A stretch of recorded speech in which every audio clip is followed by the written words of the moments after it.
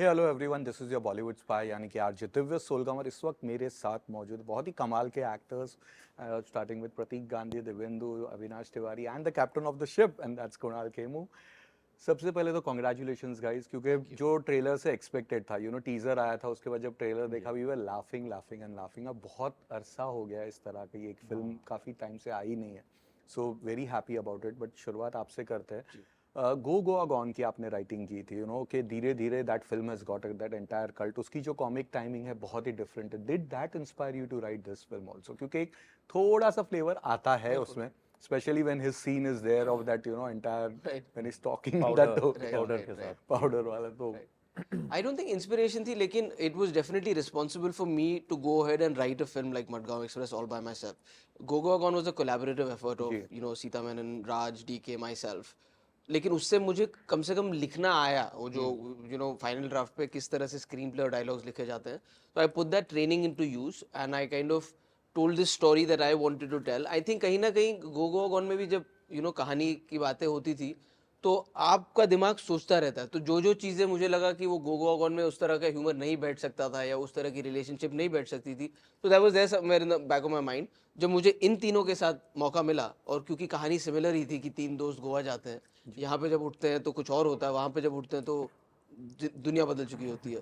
तो वो उस चीज़ को कहीं ना कहीं सिमिलर कह सकते हैं। बट डेफिनेटली अगर आई डोंट थिंक, अगर मैंने if I didn't have the training of writing with that discipline on Go Go Gone, maybe I wouldn't have been able to write this film.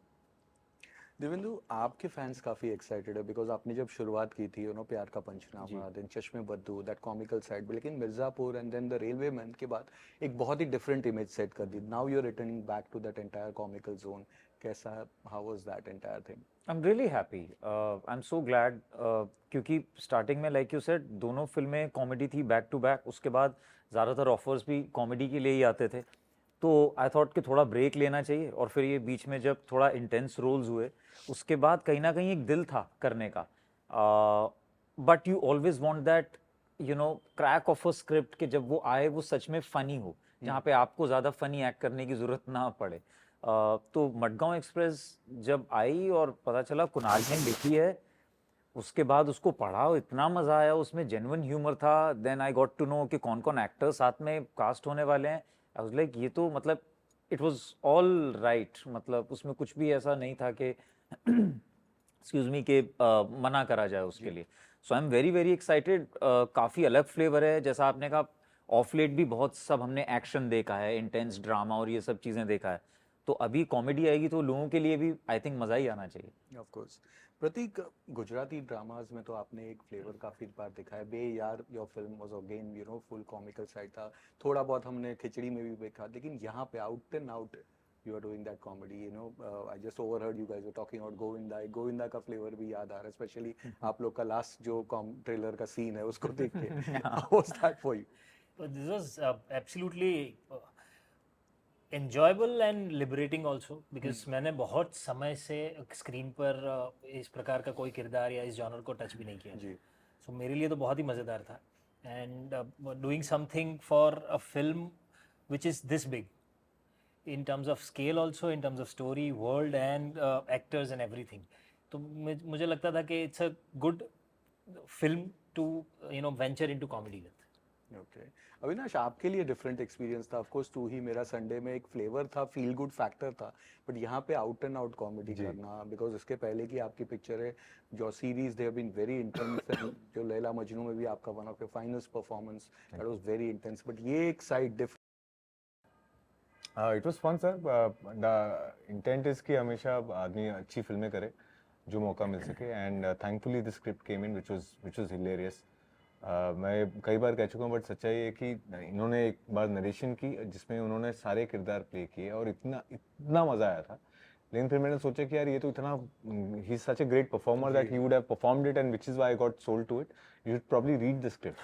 And it just that's true, right? So I said मैं पढ़ता हूँ, और पढ़ने के बाद भी इतना मजा आया तो मैंने कहा कि ये अपने जेनेसिस में ही बहुत सही तरीके से सेट है, And when you had actors like them coming together, it just becomes much more easier for me. I think हम क्रिकेट एनालॉजी पे कर रहे थे तो इन्होंने छक्के चौके मारे हैं क्रिकेट में, मैंने पार्टनरशिप मेंटेन की है Nice. पूरी तरीके से. That's how I saw the film, and I hope it lands properly for the for wicket people. जमा for के the- रखी है. कोशिश तो यही है. सो ऑफ कोर्स गोवा में आप लोगों ने काफी फन तो किया, बट मुझे जानना है एक फर्स्ट मेमोरी ऑफ गोवा कौन सी है आप लोगों के, उसमें से कोई एक चाइल्डहुड होगी या यंग डेज की, कोई एक पहली मेमोरी. मेरे पास एक है वो. मैंने तो बताया था, मेरी पहली वही थी. मैं पहली बार जब गोवा, बहुत सारे प्लान्स कैंसिल होने के बाद, मम्मी पापा की परमिशन नहीं मिलने के बाद, कॉलेज में पहली बार हम कॉलेज के साथ गए थे गोवा. और वहाँ पर जाकर जो हमने सोचा था कि उस वक्त आप जब 17-18 साल के हैं तो आपको बीच पे जाना है, सी फूड खाना है, वहाँ की ये वाटर स्पोर्ट्स एंजॉय करने हैं, लेकिन आपका जो कॉलेज का जो आइटिनरी था उसमें से एक भी कोई चीज़ थी नहीं. उसमें था ये चर्च देखने जाएंगे, फिर ये ना ये कल्चरल हेरिटेज साइट विजिट करेंगे, जो उस वक्त आपका इंटरेस्ट बिल्कुल नहीं था. तो वो थोड़ा वहाँ पर पहुँच के ऐसा लगा कि यार ये नहीं हो सकता कि हम पहली बार गोवा ये करके नहीं जाएंगे. तो हमने 3 दोस्तों ने एक पूरा ड्रामा रचा था, जिसमें हमारा एक दोस्त था परेश, जिसने क्योंकि वो ट्रैवल एंड टूरिज्म हमारा डिप्लोमा कोर्स था, उनके साथ गए थे. तो उनके जो सर थे उससे उसने सांठ गांठ बना के बता दिया था कि his family is also in Goa and he has to go and see them for lunch. और फिर किसी से फ़ोन भी करवाया था, क्योंकि थी उसकी कुछ दूर दराज की फैमिली, मगर कोई फ्रेंड नहीं फ़ोन किया था, जो बात किया था मोटी आवाज़ निकाल के कि मी येणार घेऊन जाणार आहे, ये 4 वाजता वापस ले आऊँगा. तो करके हमको छोड़ा. तो जैसे ही छोड़ा, हमने जाके पहले मार्बल खरीदी. 3 घंटे थे हमारे पास, तो 3 घंटे में हमने दिल चाहता कर लिया पूरा. तो मतलब बीच पे भी गए, सी फूड भी खाया, वापस भी आए, गिर भी गए, लग भी गई. तो वो एक बहुत अच्छी मेमोरी थी मेरी कि ये मेरा गोवा ट्रिप सक्सेसफुल हो गया. भले ही 3 घंटे का था, बट वो हुआ. ओके. अविनाश. मेरी जो फर्स्ट मेमोरी वो I think I was in 8th standard. It was a family trip. उसमें मेरा एक दोस्त था जो साथ आया था. He was also in 8th standard, so because वो हम घर पे एक दूसरे के घर पे पड़े होते थे, तो ही वाज विथ मी. और हमने शायद अपनी पहली तस्वीर जो साथ में खिंचाई थी वो उस वक्त की है. दैट इज जब हम अपने चड्डियों में घूम रहे हैं. So I still have that picture which is nice. That's nice यार. हाँ, तो वो एक तस्वीर है. That's the memory that I have of those times. अभी तो it's too back in the time. So yeah. Devendu. Sir मेरा थोड़ा अलग था, क्योंकि मैं FTI से फिल्म फेस्टिवल जो होता है वो अटेंड करने के लिए आया था. तो बहुत ही रोमांटिक सब था. आप इंटरनेशनल फिल्म्स देख रहे हैं, गोवा में हैं, घूम रहे हैं, खा पी रहे हैं. So it was very very nice. एक स्पेसिफिक चीज़ है जो कि पहली बार मुझे यहाँ पे आगे पता चला था कि वो क्रॉस करने के लिए फेरी आती है ना, उस पर स्कूटी चढ़ा के उधर जा सकते हैं. That like just was, it blowed my mind, it was like wow, ये पूरा इस पे जाएगा फिर ये वहाँ पे छोड़ देगा. That was yeah really amazing. But more than anything, shacks वगैरह वो सब तो था ही, but actually when you travel on Goan roads ना, वो एक्चुअली जो पाम ट्रीज दोनों साइड में होते हैं, and there comes a long stretch जहाँ पे आप खूब भगाते हो जो भी आप व्हीकल चला रहे होते हो उसको. That was a really sweet feeling. Prateek. मेरा गोवा ट्रिप पहला बहुत लेट हुआ. ओके. तब मैं जॉब कर रहा था और मैं जिस कंपनी में था उसका एक ऑफिस वहाँ था, तो हमें सिर्फ उस ऑफिस में काम के लिए जाना था. मैं सोच के ये गया था कि चलो इस बहाने एटलीस्ट गोवा जाएंगे बीच में, पर बीच कुछ बीच में आया ही नहीं. हम लैंड हुए, सीधा ऑफिस गए, ऑफिस में काम किया, 2 प्रेजेंटेशन की और शाम दूसरे दिन की फ्लाइट से वापस आ गए. तो वो अधूरी गोवा ट्रिप रही थी मेरी. बट इस बार पूरी हो गई. हाँ, इस बार पहली बार एक्चुअली दोस्तों के साथ गया तो पूरी हुई.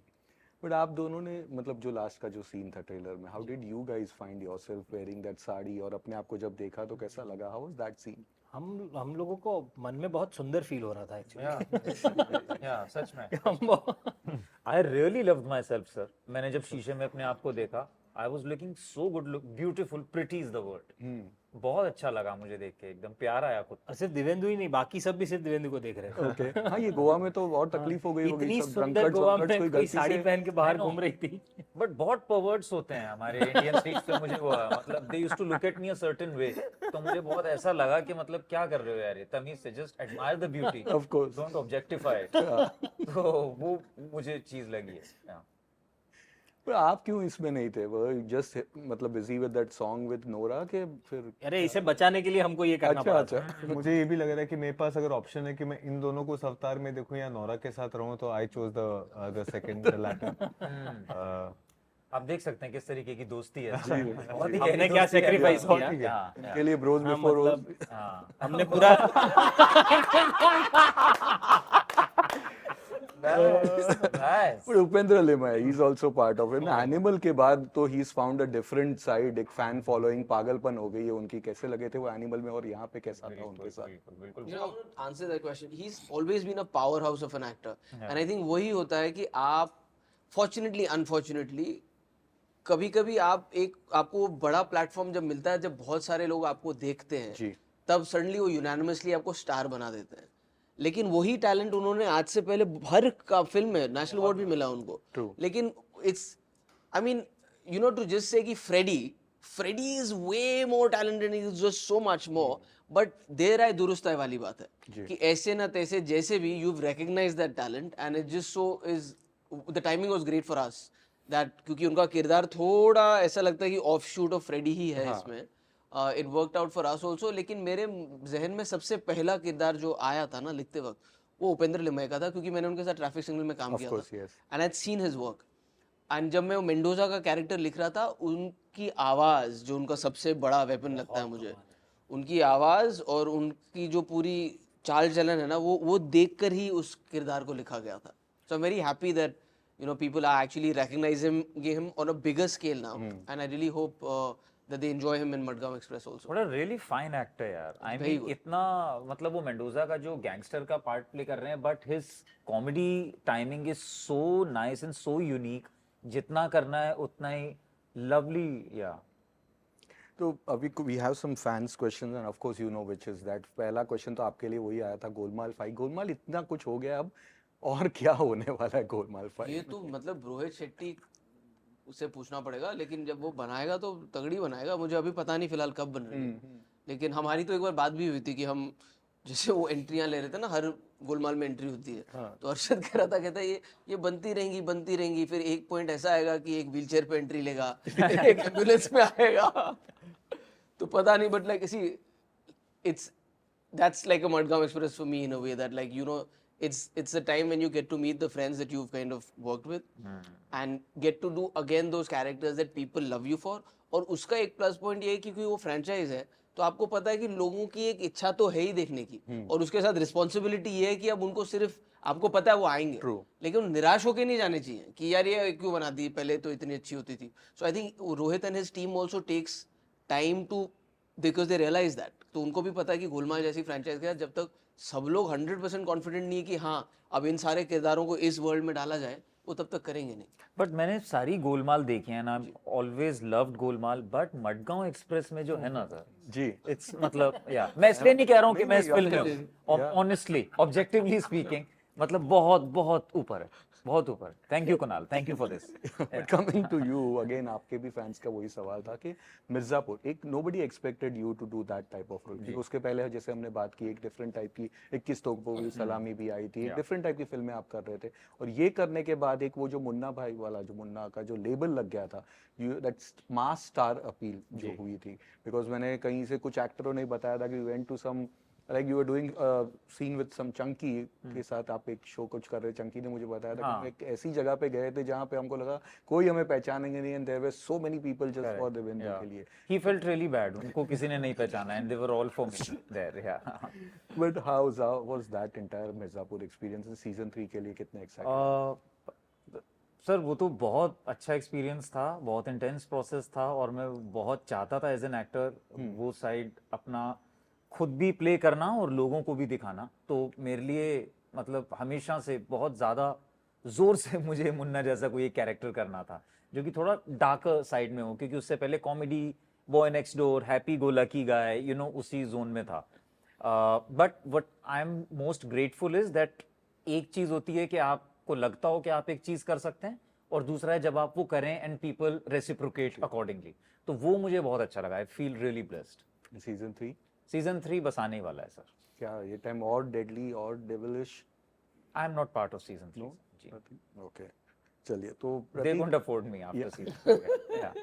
without- प्रतीक, गुजराती फिल्मों की अगर बात करें, you have been part of, so एक टाइम था जब बहुत सारी गुजराती फिल्में रीमेक्स भी हो रही थी, but when you were part of it, वो एक golden and new phase of Gujarat cinema था। उसके बाद एक कॉमिकल साइड, एक feel good cinema, and now we are again seeing, you know, people are remaking Gujarati cinema. Vash is being remade at Shaitaan. क्या कहना चाहेंगे आप दोनों फिल्मों के बारे में? बहुत ही अच्छी जर्नी रही है मेरी तो, and I am fortunate that I could be a part of this journey at a point where we actually wanted youth to get connected to the films, to specifically to Gujarati films, where it was hardly possible to release. और शायद बेयार की जो आपने बात की, तो बेयार ऐसी पहली फिल्म बनी है जिसको मल्टीप्लेक्सेस में एंट्री मिली। Yes, तब तक मल्टीप्लेक्स में कोई गुजराती फिल्में आती नहीं थी, तो that change lot of things even for youngsters there. हम लोग थिएटर में भी जब थे तब से यही स्ट्रगल रही थी कि यार यंग ऑडियंस को अंदर लेके आना है, बिकॉज एक जो थिएटर गोइंग ऑडियंस भी है वो 45-50 प्लस है, उनका एक अलग एक टेस्ट रहा है। अब यंगस्टर से जुड़ पाए वैसी फिल्में बननी शुरू हुई। अभी भी मुझे लगता है कि गुजराती फिल्म में बहुत कुछ करना बाकी है, बहुत सारी कहानियों तक पहुंचना बाकी है। गुजराती लिटरेचर इतना रिच रहा है, वहाँ से कहानी निकालनी, वहाँ से उस किरदारों को लोगों तक ले जाना भी बाकी है, but a long way ahead, but so far so good. And Vash and Shaitaan, Vash and Shaitaan, it's an overwhelming thing कि गुजराती फिल्म का नेशनल लेवल पे एक रीमेक बने। अभी रिलीज हुई है वो film, and I am sure that it's doing good. Yeah it's doing good, people are loving it. Gujarati में भी वो फिल्म जब बनी थी तब उसकी बहुत तारीफ हुई थी। Okay Avinash, of course Mumbai मेरी जान, you know, it ended and that very high point पे, एक बहुत ही डिफरेंट लेवल पे एंड पॉइंट हुआ था, एंड लोग एक्साइटेड थे फॉर सीजन 2। अभी से लोग, people are writing about it. आप कुछ बताना चाहेंगे उसके बारे में? तो I will wait for Excel to announce it. मैं क्यों बोलूँ उस बारे में, ये ज़रूर कह सकता हूँ कि बहुत प्यार मिला बम्बई मेरी जान के बाद, and everyone is hoping that it comes through and comes very strongly, so am I. Let's hear from the production, I will wait for it. और एक बहुत इंटरेस्टिंग एक फैन का सवाल था कि ना एक्सेल वर्ल्ड या अमेज़न वर्ल्ड में can we see Dara versus Munna, something combination of that? Definitely, but उससे पहले मडगांव एक्सप्रेस में दिख जाएगा आपको, हाँ। और वर्सेस नहीं दिखेगा, साथ साथ में दिखेगा। रहेगा। वो बहुत मजा आया। वो I mean credit goes to Kunal, जिसने इस तरीके से सोचा कि ये एक ऐसी कास्टिंग होनी चाहिए। हम तीनों के लिए भी बहुत एक अच्छा था कोलैबोरेट करना साथ में, बहुत मजा आया। तो बिफोर एनीथिंग यहाँ पे दिखेगा। So are there plans for Madgaon Express season part 2? मतलब सर 3 तक है। seriously, It's not gonna stop. Everything depends on the kind of sea. देखिए, मुझे ऐसा लगता है कि हमेशा कभी पिक्चरें ऐसी सोची नहीं जाती कि ये बनेंगी, और कुछ कुछ होती हैं जो फ्रेंचाइज फिल्म, जो आइडिया कंसेप्चुअलाइजेशन से थी, this can lend itself, and when you'll see the film you'll see that it ends at a place where it can lend itself to that, but that depends on how much love and how much money this film gets to make. उसके बाद ही फिर वो बात होगी।